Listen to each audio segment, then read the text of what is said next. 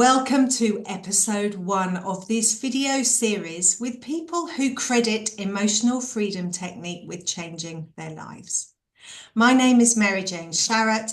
I am a trainer and a practitioner in EFT, and I just love talking about it. Our first guest on this series is Yasemin Rowland, who's joining me today, and she is an advanced EFT practitioner based in Surrey in the UK. Hello, Yasemin. Hello, how are you, Mary Jane? I'm really well. It's great to see you today. Yasemin, could you kick off by telling us what inspired you to have a career in EFT? What brought you to where you are now? Well, the shortened version is I discovered EFT during COVID lockdown. I know that a lot of other practitioners have too. Yeah. And we had a lot of time on our hands to explore new ventures. Yeah. And I was a client of another practitioner. And it really was, it was almost like a completely different shifting gears for me. I had done some healing work until that point on myself. But when I found EFT, it was almost, and I dare say, it was like a calling. Yeah. I had the sessions, and I know, having spoken to other practitioners, they feel the same. But once you try it, there's something that just shifts within you that means that you can't stop. So for me, that was 2020. And then in 2021, I qualified level 1. Right. And then did practice work for a year between each of the levels until I became an advanced practitioner with you last year. Fantastic. And tell me, along that journey, what have been the highlights? What are the real standouts for you, like the real aha moments or the light bulbs? Where have they been? There's so many. I think because I'm still, although 4 years down the line, I think there are aha moments pretty much weekly. They don't stop. So personally for me, it would be the advanced level that I went through, because you do level 1, it's great, it's more personal, it's more about your own healing journey almost. Level 2, you get some tricks in your toolkit, and you start practicing with people, which is very exciting. And then level 3, it all seems to fall into place. And I don't know if that's part of the qualification or generally the journey you have to have been on personally to get to that point. So getting level 3, things just seem to fall into place. You just nod your whole way through the course. So that was fantastic. That was a real aha moment. Getting my first male client, which might sound a bit silly. No, not.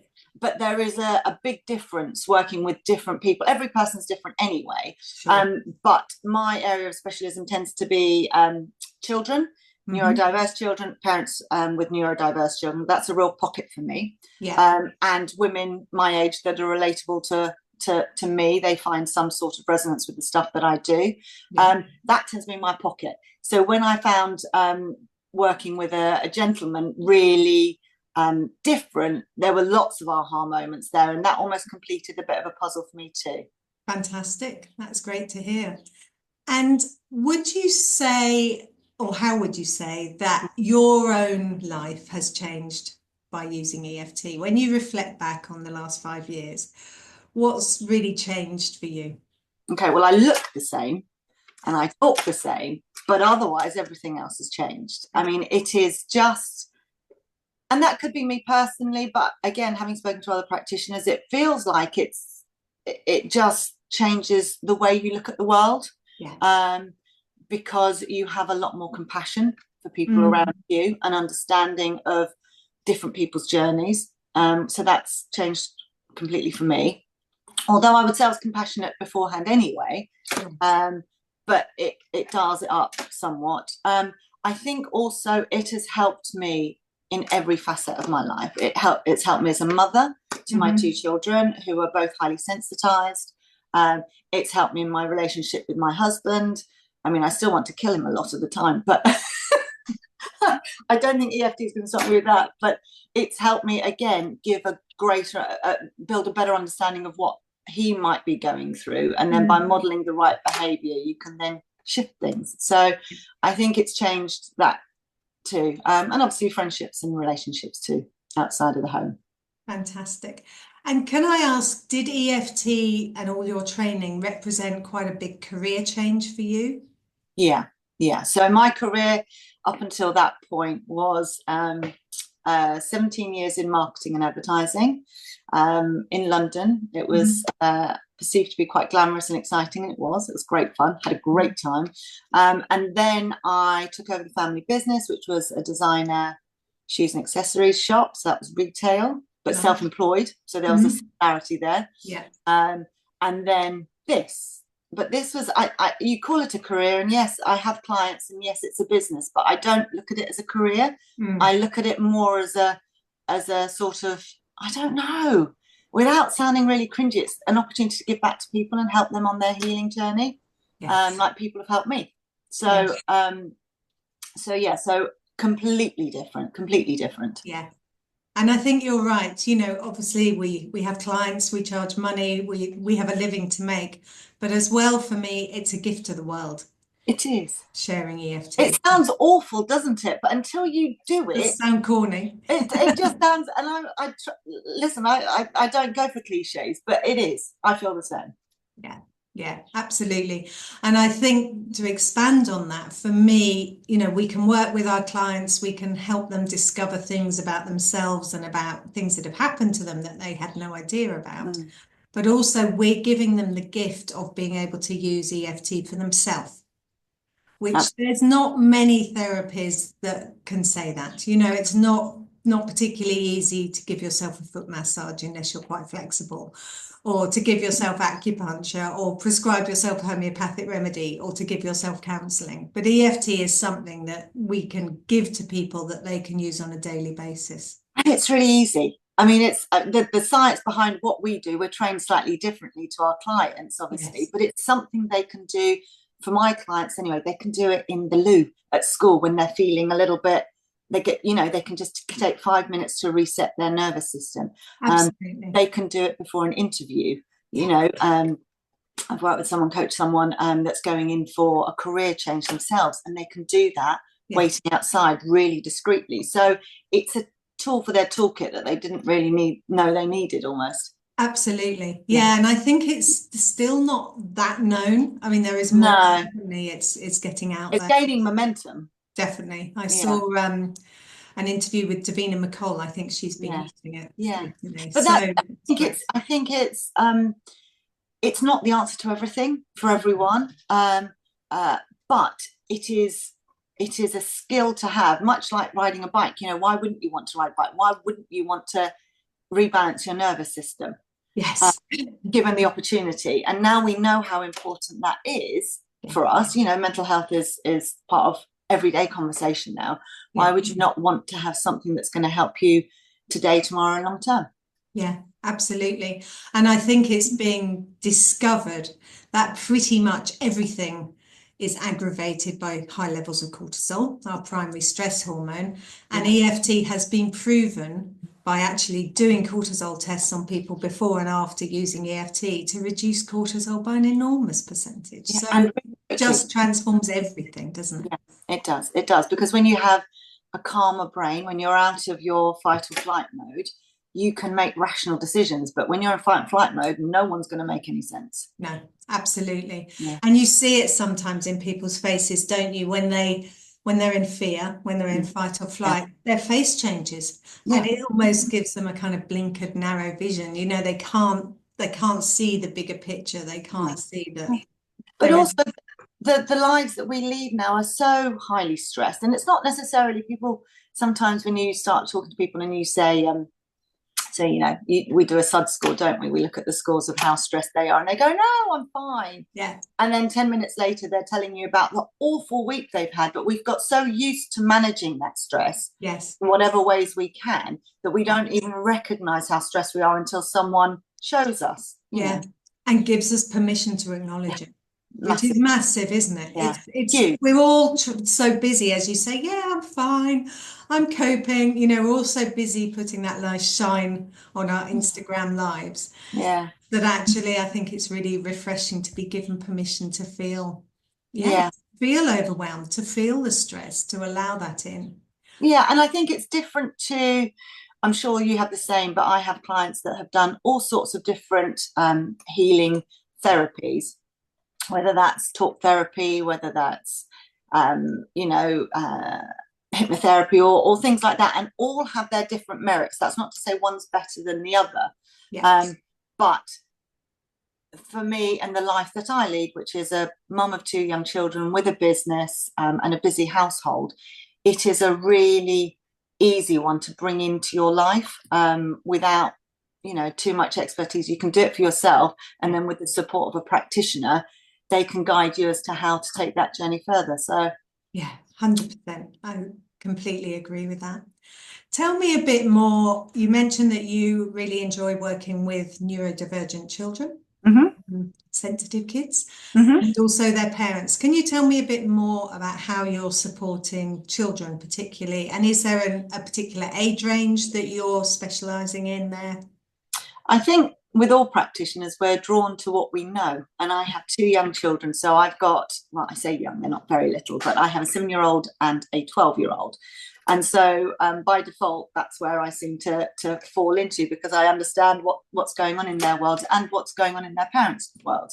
Yeah. So I think having 2 highly sensitized children, so it's not a diagnosis, it doesn't feature on the spectrum scale, but it is a recognized way at looking at the world, I guess. Yeah. So they, working with neurodiverse children and having the backdrop of my own children, they are just magical to work with for 2 reasons. One is they are handling a lot every day. It's like everything is dialed up. And yes, you might have different ways of demonstrating the neurodiversity. They may have different attributes that they show and present with, but actually what we're saying is we're talking about a brain that is very, very busy and very, very noisy. And they don't know any different, obviously, but it is compared to others perhaps. And therefore the reason I love working with them is they don't necessarily have the language, but they are very in touch with how their body feels. They are great at describing that feeling and that sentiment. And so for me to be able to give children a skill and a tool or an opportunity, depending on how they want to take it, to just calm that noise and to relax and feel for a moment or 2 or for a night or for a sleep that they are a bit calmer is just wonderful. If you want to see your working almost, if you want to see EFT working with neurodiverse children really, really is magical. So it's great doing that. And I see the impact really quickly, and they feel the impact really quickly. They don't get it, they don't need to, but they like how it feels, which is really lovely. And it's something that they can then do with their parents. And that's a really, as a parent, anything that you can do that connects with your child is really lovely.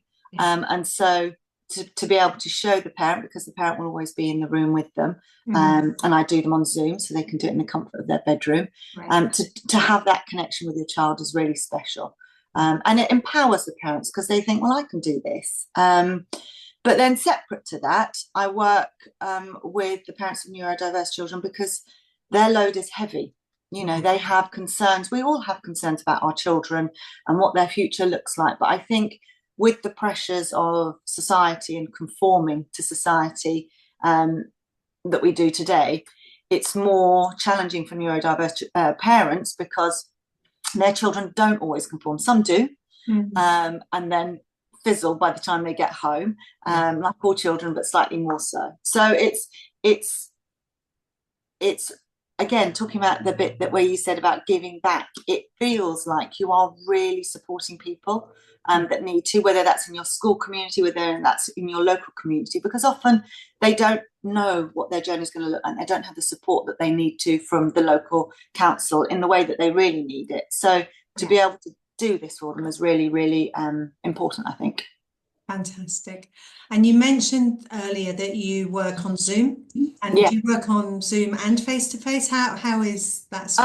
I made a decision, and everyone's different, but I'm sort of an EFT practitioner, but also a neuroscience coach as well. And we're talking a lot about energy. I mean, some people warm to it, some people don't, but fundamentally we're looking at energy around the body. And for me, also being highly sensitized, working face to face is quite intense. Yes. And so I prefer Zoom. I also prefer Zoom because it allows people, clients, children, teens, adults, to find their safe place and do it in the comfort of their safe place. Yes. That's more powerful for them.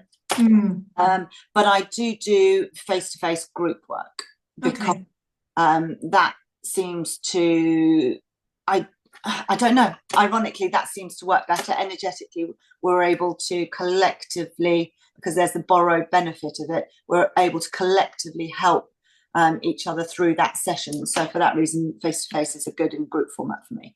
Brilliant. And tell me about the group. So is that with children? Is that parents usually? Parents. Okay. Tell me a bit more about how that's working. It's essentially, I set it up as a workshop format, depending on what the need is. Yes. Neurodiversity is always going to be my default because that works well for me, and I've got more experience in that area. But it's more about, it's trying to introduce the idea that there is support outside of the norm. So you don't necessarily have to rely on the traditional forms. It's more about, there's other things that you could do that might help and support you throughout your parenting journey, that are a little bit alternative, but completely doable at home. And so we discuss in those forums, the front end of it will be more about the parenting journey and how our behaviour reflects on our children, without judgment, because we all have complete and utter meltdowns. Sure. But almost give them the opening to see that this is, whatever their child might be going through can be supported by them. And, we are dependent on each other's nervous systems. So resetting ours helps them in the long run. And then taking them down the journey of what that would look like with EFT. Fantastic. That's amazing work. And how many would you typically work with in a group? I tend to put a cap on it because I like it to be personal and safe. So it's really important that people are able to feel comfortable in that environment. And we don't go deep. We're not talking about our one-to-one sessions where we're doing big stuff, but enough for people to feel comfortable if they feel different things. So I tend to sit between 6 to 8. I don't tend to go over 8.